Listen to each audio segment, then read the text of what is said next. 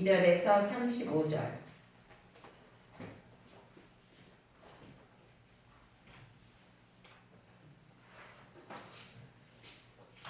잠언은 1편부터 시작했는데 벌써 23절까지 갔어요. 23편까지. 그쵸?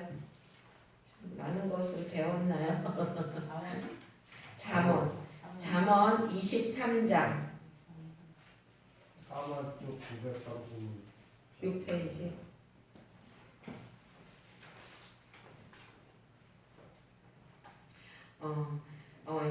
22장부터 35장까지.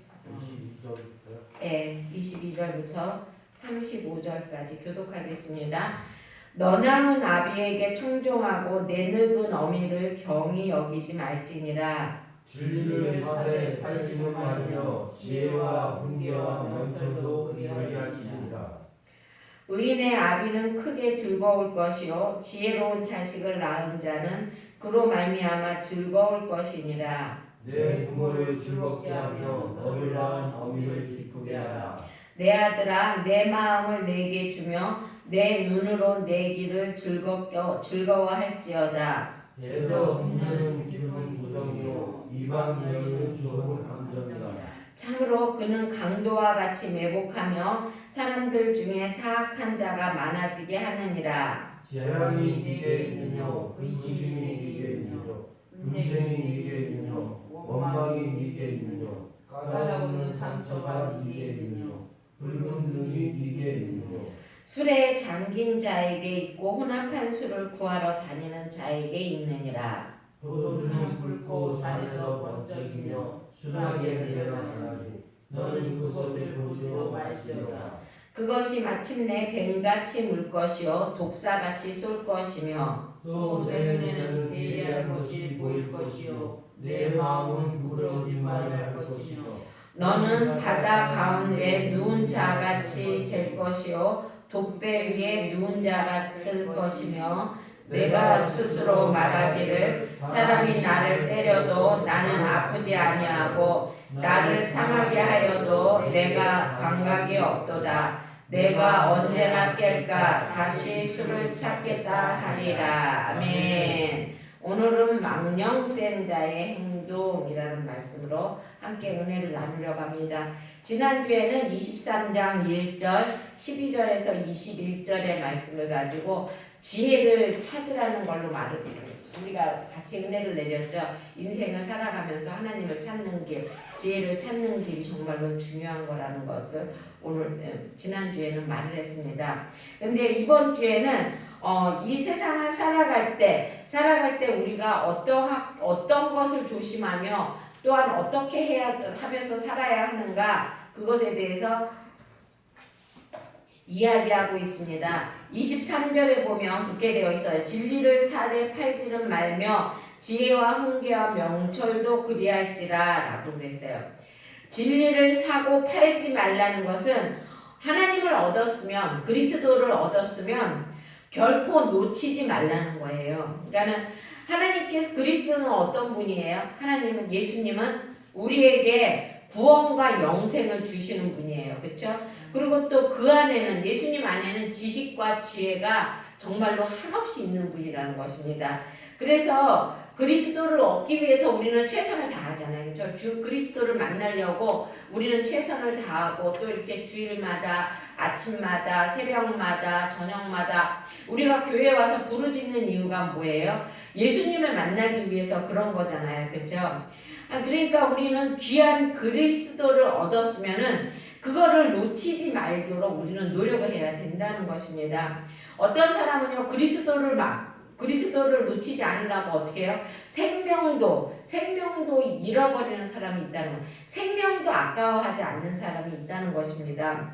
근데 귀한 그리스도를 얻었음에도 불구하고 그리스도가 내 안에 있음에도 불구하고 그것을 값 있는 것으로 생각을 못하고 세상에 눈이 어두워서 세상에 하나님을 팔아버리고 그리스도를 팔아버리는 사람이 너무 많다는 것입니다. 그게 누가 있어요? 팥죽 한 그릇에 자기의 장자권을 팔아버린 누구죠? 그게 에서 갑자기 왜 이렇게 생각이 안 나죠? 에서와 그쵸? 그리고 또 은 30냥에 예수님을 팔아버린 가룟 유다 이 모든 사람들은 귀한 것이 무엇인지를 몰랐다는 것입니다. 그래서 귀한 것이 값 있는 것이 무엇인지를 모르고 그것의 값어치를 모르고 그냥 버렸다는 것입니다. 여러분도요 하나님을 알고 예수님을 나의 가슴에 맞이했으면 그것을 귀히 여기고 놓치지 않는 여러분이 되시기 바랍니다. 오늘 우리는 정말로 그리스도야말로 우리의 모든 것을 바쳐서라도 얻어야 할 가장 귀한 가장 유일한 보배임을 우리는 알아야 한다는 것입니다. 그래서 더욱 소리 높여서 세상에 전해야 한다는 것이죠. 25절에 보면 그렇게 되어 있어요. 내 부모를 즐거워하며 너 낳은 어미를 기쁘게 하라 라고 말하고 있습니다. 자기 부모를 기쁘게 하라는 것입니다. 이거는 하나님의 명령이에요, 여러분. 구역에는요, 율법의 핵심이라고 하는 그 11조에 인간에 주는 첫 계명이 뭐예요? 내 부모를 공경하라는 것이에요. 그러니까 이와 같이 하나님께서는 부모 공경하는 것을 중하게 생각하고 있다는 것입니다. 그리고 또 이거는 명령이에요. 해도 되고 안 해도 되는 것이 아니라 꼭 해야 된다는 것입니다. 이러한 것은요 두 가지 이유에서 그러는데 첫째는 기독교에 대한 편견과 오해를 가진 세상 사람들을 말할 것도 없이 어느 정도 성경에 대한 지식을 가지고 있다고 자부하는 성도들 가운데서도 이처럼 성경이 그러니까 성경에 기독교에는 효를 중요시 않는 종교라고 이야기하는 사람이 많다는 것입니다. 그래서 하나님이 우리를 이렇게 부모를 정중히 부모를 내 부모를 존경하라고 말하고 있다고 이야기하고 있는 것이에요. 불교에 보면은 효경이나 부모 은중경이라는 책이 따로 있습니다. 그래서 부모에게는 어떻게 해야 되며 효는 어떻게 해야 되며 이렇게 떼어 있어서 불교는 정말 부모를 공경하는 종교처럼 나와요. 하지만 우리 기독교도 정말로 왜 그러냐면 10계명 중에 인간을 향한 제일 첫 계명, 제일 큰 계명이 내 부모를 공경하라라는 것입니다.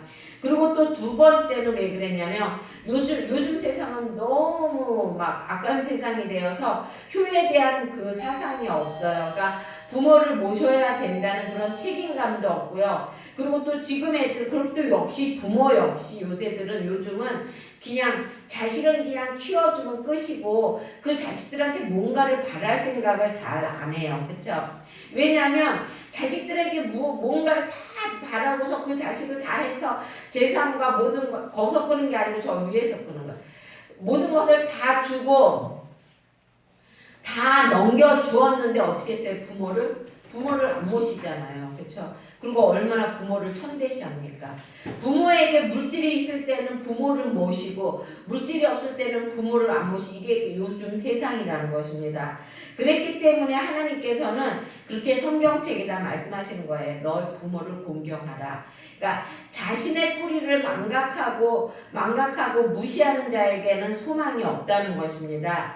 더구나 보이는 부모님을 섬길 수 없는 사람은요 안 보이는 하나님은 더더욱 못 섬긴다는 것입니다. 그러니까 여러분 하나님이 하나님 대신에 우리의 부모님을 우리들은 이제 다 부모님이 돌아가셨죠. 그치? 저도 이제 우리 엄마가 돌아가시고 그러긴 했는데 그래도 부모에게는 잘해야 한다는 것입니다. 그리고 26절에 보면 그렇게 되어 있죠. 내 아들아 내 마음을 내게 주며 내 눈으로 내 길을 즐거워할지어다 라고 말하고 있어요. 그러니까 이것은요 누구보다도 자식을 사랑하는 부모나 제자를 사랑하는 스승이 즐길 수 있는 가장 귀한 말이라는 것입니다. 그러니까 내 마음을 내게 주라는 말을 나를 가장 귀하게 여겨 사랑하고 나를 향한 관심을 거두지 말라는 뜻이고요. 또 내 눈으로 내 길을 즐거워하라는 것은 내가 간 길을 기쁜 마음으로 주목하고 따라오라는 것이에요. 그러니까 이거는 스승이나 그 스승이나 아니면 스승 아니면 그 선배 이런 사람들이 너희들 나의 길을 따라와 이렇게 말하는 거죠. 그러면 누군가에게 나의 길을 따라오라고 말하려고 하면 어떻게 해야 돼요? 내가 내가 모범이 돼야 되죠. 그죠? 내가 개차반이라고 그러나요? 그 개차반으로 가면서 너 나를 보고 쫓아와. 그 개가 옆으로 막 걸어가요. 그쵸? 근데 엄마가 보니까 자기 애기 개가 자꾸만 똑바로 안 걸고 옆으로 걸어. 그러니까 그 엄마 개가 얘야 너는 왜 이렇게 똑바로 못 걷냐? 너 딴 엄마 좀 보고 걸어라 제발. 그러면서 자기가 옆으로 걷는 거예요. 그러니까 자기는 똑바로 걷고 생각하고 있는 것이죠. 그러니까 너 나를 따라와 그러려고 그러면 내가 먼저 바로 가야 된다는 것입니다. 그런데 이 세상에 어느 누구도 정말로 정도로 걸어가는 사람은 없어요. 그렇죠? 한 사람은 있어요. 누구예요? 예수 그리스도라는 것입니다. 그리스도 한 분만이 우리에게 너 나의 길을 쫓아와 이렇게 말할 수 있는 사람이 말할 수 있는 분이라는 것입니다. 그리고 또한 우리가 그리스도를 쫓아서 걸어갈 때 그럴 때 그대로 행하게 될 때 그분의 지혜와 지식을 얻을 수 있고요. 또한 그분에게 모든 것을 배울 수가 있다는 것입니다. 여러분 지혜와 지식을 얻기 위해서 모방하는 거 있잖아요. 그 모방도요. 그것도 방법이에요, 여러분. 그 누군가가 그 전에 우리가 내가 텍스타일 디자인을 했는데 그게 어떻게 하냐면 원본을 밑에다 놓고 필름을 위에다 얹어놓고 이제 그림을 그려요. 그러면서 이제 그 그림의 맛을 살리는 건데 그 그림 우리들이 할직에 뭐라고 말을 하냐면 모방도 예술이라고 말을 합니다. 왜냐하면 여러분 자꾸 모방하다가 보면은 나중에 그것이 내 것이 된다는 것이에요. 그래서 우리가 예수님을 자꾸 모방하고 예수님을 자꾸 따라가다 보면 나중에 예수님의 성품이 우리의 성품이 된다는 것입니다. 이 땅에서도 성공을 거두고 영적 싸움에서도 완전한 승리를 거둘 수 있는 지혜를 여러분 원하십니까? 그렇다면 먼저 모든 싸움에서 승리하신 그 그리스도를 주님을 사랑하고 그분과 함께 동행하는 여러분이 되시길 주의 이름으로 축원합니다. 네. 그리고 거기 27절과 28절에 보면 그렇게 있어요. 대저 음녀는 깊은 구덩이요 이방 여인은 좁은 함정이라 참으로 그는 강도같이 매복하여 사람들 중에 사악한 자가 많아지게 하느니라 라고 말하고 있어요. 깊은 함정과 좁은 함정이라고 했습니다. 깊이에 초점을 두는 것이고요. 그리고 또 폭에 초점을 두는 것이에요. 그러니까 음녀는요, 은밀한 욕, 언젠가 한 번도 그랬죠. 잠언 17장인가 언젠가 거기에서도 우리가 한번 음녀에 대해서 한번 다룬 적이 있었어요. 그렇죠? 여기에도 말했듯이 음녀는 어떻게 한다고 그랬어요? 거기에 보면 음녀는 매복하고 사람 중에 사악한 자가 많아지게 하느니라. 매복한다고 그랬어요. 그때 잠언 17장에서도 그랬잖아요. 그렇죠? 음녀는 대로에서 사람을 이렇게 부르는 것이 아니라 어디에서 구해요? 길모퉁이, 그 컴컴한 곳, 이런 곳. 그러니까 매복한다는 게 뭐예요? 숨어 있다는 것이잖아요. 그렇죠? 그러니까 음녀는 은밀한 유혹과 더불어 한 번 붙잡히면 모든 것을 빼앗기고 생명마저도 위태로울 수 있다는 것입니다. 이게 그 전에 17장에서 똑같이 말을 했었죠. 음녀의 유혹이 얼마나 강교하며 치명적인 건가를 잘 묘사하고 있다는 것입니다. 신령한 지혜의 마음을 두고 그 훈계를 따라 지혜로운 길을 가면 안전하고 행복을 보장받을 것이지만 음녀에게 마음을 빼앗겨 그리로 걸어가면 도살장의 가축처럼 멸망을 당할 것이다 라는 교훈을 주고 있다는 것입니다. 그래서 우리는 오늘 천국을 향하는 길 위에 있는 거잖아요. 그렇죠? 그래서 결코 이런 음녀의 유혹에 이끌려서 어그러진 길로 가서는 안 된다는 것입니다. 작은 일탈, 그러니까 작은 그 생활에서 탈피하는 그러한 유혹이나 재해 유혹조차도 때로는 우리에게 굉장히 치명적인 그러한 위험을 갖다 줄 수 있다는 것을 우리가 항상 기억해야 된다는 것입니다. 에이, 이까짓 거 뭐 작은 건데 뭐 이렇게 생각해서는 안 된다는 것이죠. 그 작은 것이 우리를 때로는 정말로 큰 구렁텅이에 빠뜨리게 된다는 것입니다. 그리고 거기 이제 29절에 보면 그렇게 되어 있어요. 재앙이 네게 있느뇨, 근심이 네게 있느뇨, 분쟁이 네게 있느뇨, 원망이 네게 있느뇨, 까닭없는 상처가 네게 있느뇨, 붉은 눈이 네게 있느뇨라고 말하고 있어요. 물이 귀중, 중동지방은 물이 귀중해요. 그렇죠? 그래가지고 거기에 있는 사람들 물 먹는 거 보면 그 텔레비전에서 가끔가다 이렇게 보여주잖아요. 그쵸? 그 막 드럼을 이렇게 퍼가지고 그 물을 먹는 거 그런 거 보여주잖아요. 그쵸?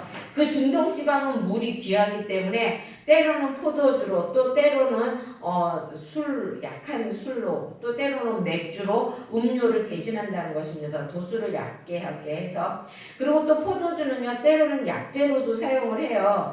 그렇지만 그런 술 자체가 금지된 것이 그 포도주와 같은 그러니까 우리가 약으로 먹는 술 자체가 금지된 것이 아니라는 것입니다. 초에 절인 피클처럼 항상 술에 절어 사는 자나 별미를 찾아다니는 미식가 같이 날마다 이술 저술 술의 종류를 바꿔가면서 찾는 자에게 그런 자에게 해악이 될 것을 얘기하고 있는 것이에요. 술의 해악이 뭐라고 그랬어요? 거기에 보면 뭐라고 그랬냐면 재앙이라고 그러고요. 또 근심이라고 그러고 분쟁이라고 그러고 원망이라고 그러고 까닭없는 상처와 붉은 눈이라고 그랬어요. 이것들은 술 취했을 때 우리에게 오는 재앙이라는 것입니다, 여러분. 여기에 붉은 눈은 뭐예요? 우리가 항상 술 취하면 어떻게 해요? 붉게 충혈되어 있잖아요. 그렇죠?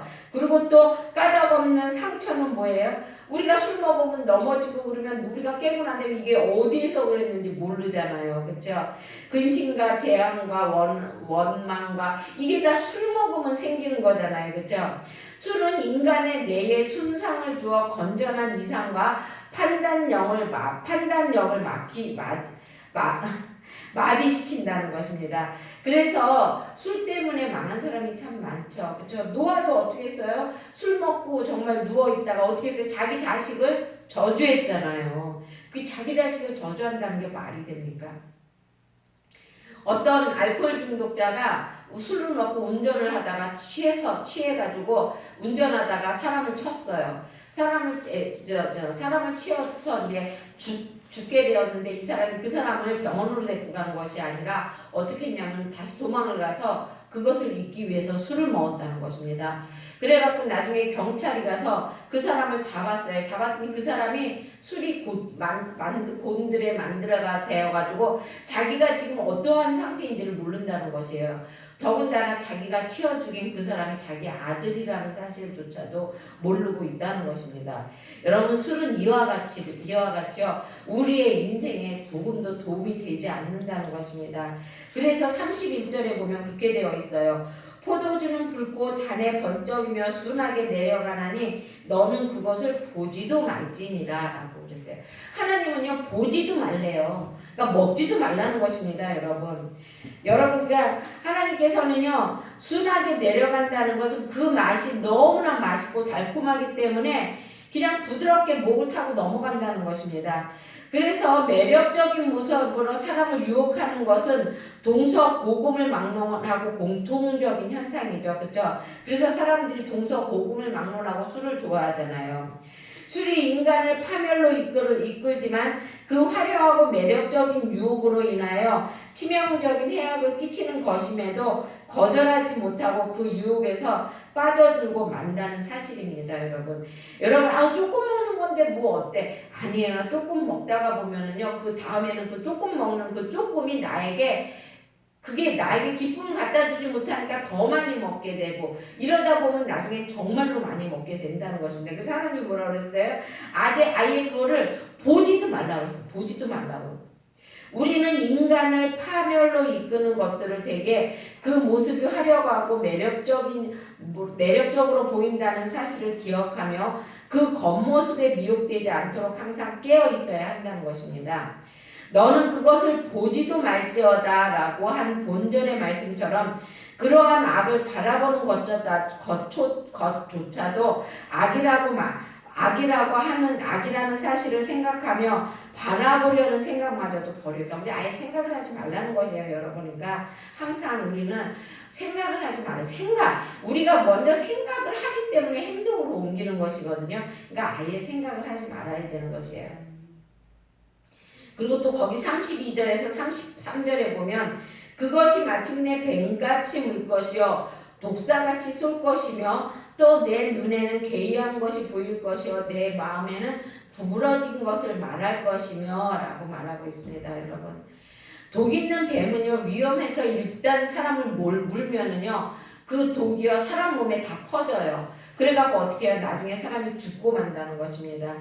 괴이한 것이 보인다는 것이나 마음에 망령된 것을 말한다는 것은 눈에는 이상한 건 헛것들이 보이고 마음은 어지럽고 혼란한 생각으로 가득 차서 정상적인 판단을 할 수 없게 된다는 것입니다, 여러분.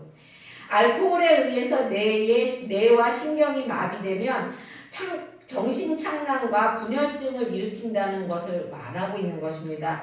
나는 지금 뭐 술 먹어도 안 먹어요. 아니에요, 여러분. 지금은 그런지 몰라도 나중에 그게 먹다 보면 나중에 정말 과하게 된다는 것입니다.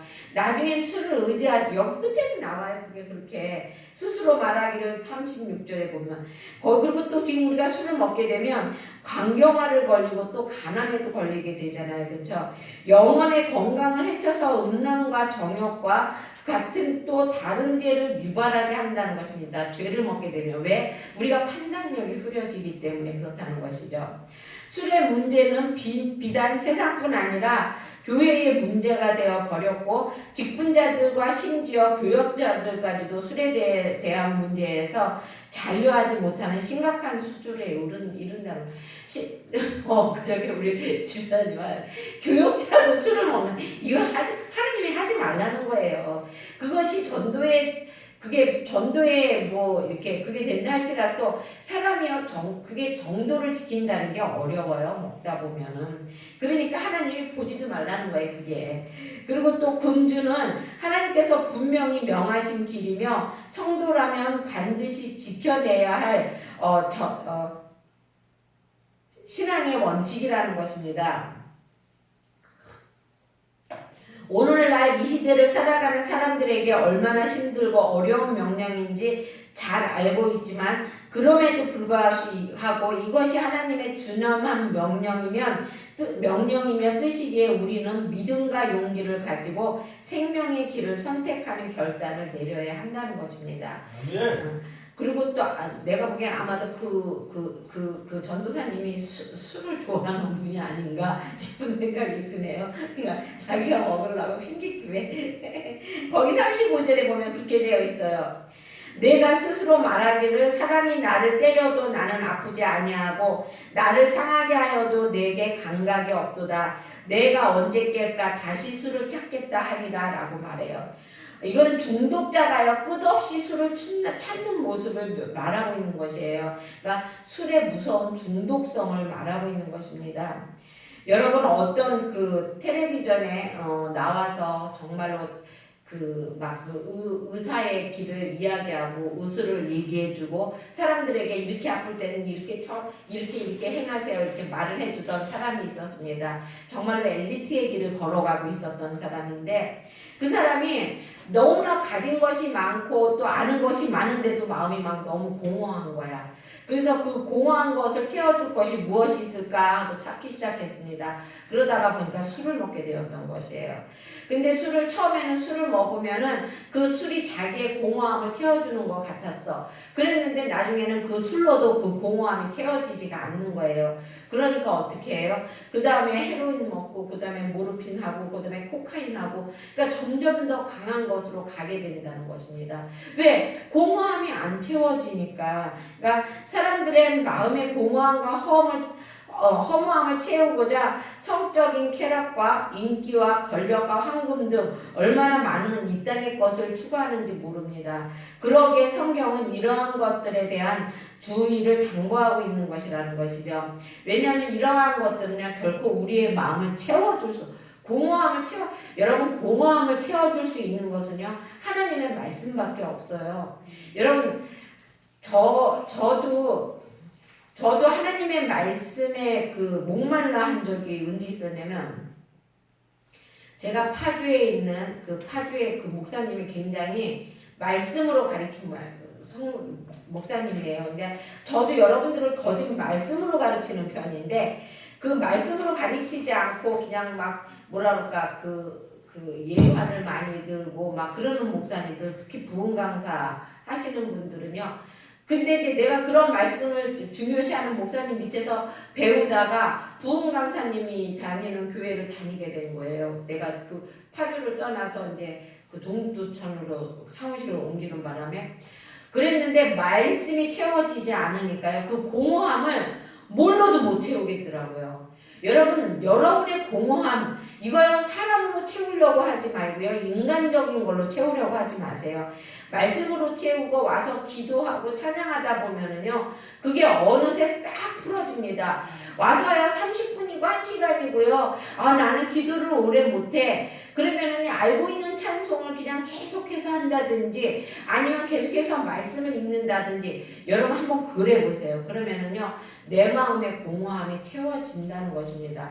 여러분 저도요 그랬을 때 그 하양주 목사님이 그곳에 와서 록기를 강의하셨어요. 와 그 록기를 하나님이 그러니까 날 그곳에 보내주신 거야. 거기가 기도원인데 기도원 같지 않은 기도원이라 내가 항상 안 갔어요. 안 갔는데 갑자기 어느 날 거기가 가고 싶은 거예요. 그래서 거기를 갔는데 보니까 그때 막 하영주 목사님이 록기 강의를 하고 있더라고요. 그거를 하는데 그거를 듣는데 내가 거기서 펑펑 울면서 내 마음에 그냥 막 이슬비가 내리기 시작하고 내 마음에 그냥 그 모든 공허함이 싹 메꿔지기 시작하는데 저는요 그때 처음으로 정말 느꼈어요. 그 영혼의 갈급함이 어떤 것이고 그 영혼의 갈급함이 해결되는 것이 무엇이라는 것을 여러분 저는 그때 느꼈습니다. 그러니까 여러분도 나는 아무리 안 봐도 나는 말씀을 안 봐도 공허함이 없어. 여러분 그건 행복한 게 아니에요. 그러니까 항상 하나님의 말씀에 갈급해하는 여러분이 되시길 바랍니다.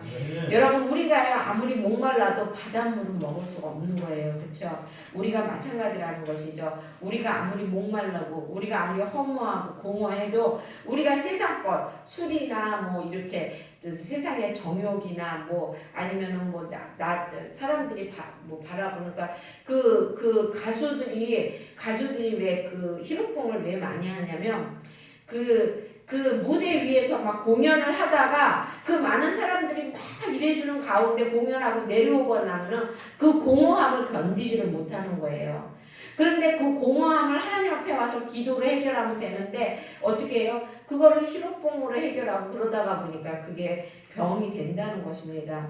그래서 하나님은 이러한 것들을 결코 우리 마음을 충족시킬 수 없다는 것을 이야기해 주는 것이에요. 그러니까 여러분 항상 세상 것으로 여러분의 마음을 해결하려고 하지 마시고 그리고 하나님 앞에 나와서 해결하라고 이렇게 하려고 하시기 바랍니다. 여러분이 무엇인가 안 되고 또 무엇인가 힘들다고 생각할 때 여러분 그냥 와서 기도하세요. 하나님 내가 지금 이렇게 힘듭니다. 그러니까 이것이 해결되게 해달라고 그래야 하나님이 해결해 주죠. 이것을 다른 것으로 해결하려고 그러면은 해결해지기는커녕 더 마이너스만 되고 또 나에게 상처만 되고 그렇죠? 이렇게 된다는 것입니다. 그러니까 하나님은 항상 우리들은 성도들은 항상 올바른 사회 그리고 건강한 사회를 만들려고 노력하는 사람이어야 되고 또 그런 것에 첫걸음을 내딛는 여러분이 되어야 한다는 것입니다. 그러니까 그러기 위해서는 우리가 먼저 하나님 분명히 그때 쳐다도 보지 말라고 여기 잠언에 써 있잖아요. 쳐다도 보지 말라. 그렇죠? 분명히 하나님 그랬잖아요. 쳐다도 보지 말라. 그렇죠? 그러니까 보지 마시기 바랍니다. 쳐다도 보지 말라 그랬는데 마시면 안 되겠죠. 그러니까 오늘 하나님이 딱 이 말씀을 주셨네요. 그러니까 항상 우리 성도들은 하나님의 말씀 안에서 살아가는 여러분이 되시길 주의 이름으로 축원합니다. 기도하겠습니다. 사랑해 주님 감사합니다. 하나님 우리들을 사랑하셔서 정말로 적재적소에 항상 우리가 들어야 할 말을 알려주시고 또한 일깨워 주시면 무엇보다 감사합니다. 하나님 아버지 주님의 사랑을 느끼게 하여 주시고 하나님 아버지 주님의 은혜를 깨닫게 하여 주시기 원합니다. 하나님 그리하여 그 주님을 영원히 놓지 않고 하나님 아버지 주님을 붙잡고 주님의 길로 걸어가는 우리가 되게 하여 주시기 원합니다. 감사합니다. 하나님 주님께서 함께하여 주시고 인도하여 주셨음에 감사하며 예수님의 이름으로 기도드렸습니다. 아멘.